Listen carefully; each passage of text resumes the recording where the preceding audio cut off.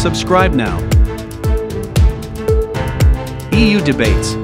In these times, profits must be shared and channeled to those who need it most.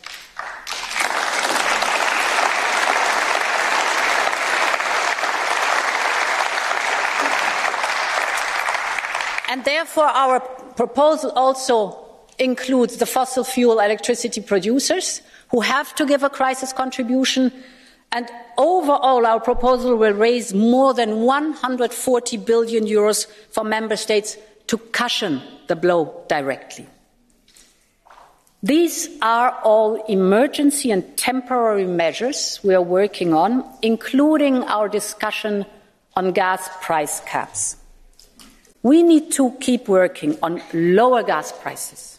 So on one hand, we have to ensure the security of supply. On the other hand, we have to ensure global competitiveness.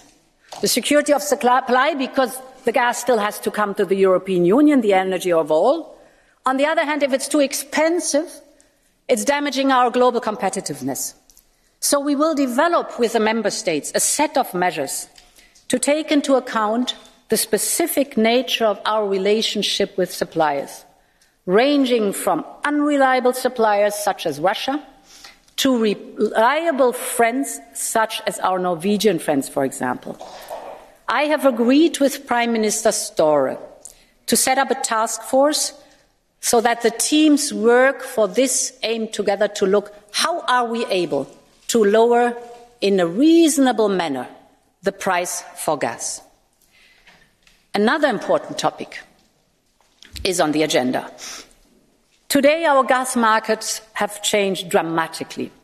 From pipeline gas we used to have in abundance, mainly to increasing amounts of LNG gas.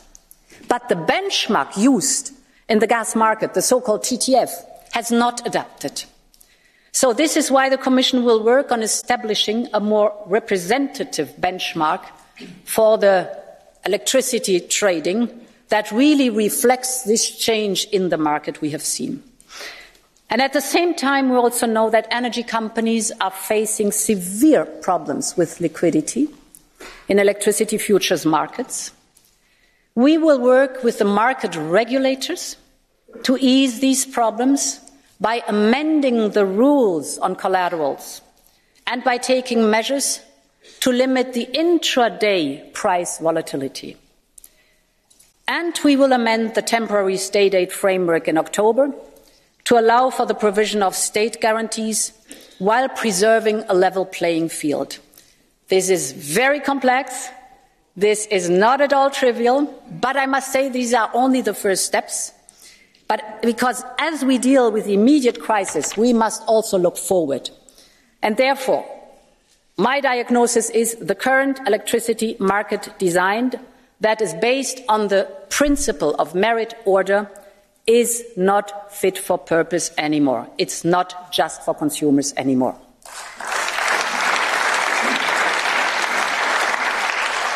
Consumers should reap the benefits of low-cost renewables. That must be the purpose. So we have to decouple the dominant influence of gas on the price of electricity, and this is why we will do a deep and comprehensive reform of the electricity market. Now, honourable members, there is one important point. Half a century ago, in the 1970s, the world faced another fossil fuel crisis. Some of us remember the car-free weekends to save energy. Yet, we kept driving on the same road. We did not get rid of our dependency on oil. And worse, fossil fuels were even massively subsidized. This was wrong, not just for the climate, but also for our public finances and for our independence as we know today. And we're still paying the price for that. Only a few visionaries understood that the real problem was the fossil fuels themselves, not their price. And among them were our Danish friends.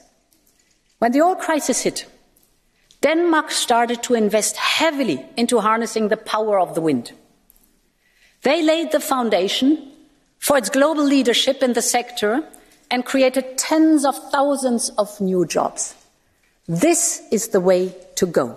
Not just a quick fix, but a change of paradigm, a leap into the future, and that must be our principle today with this crisis too, honourable members.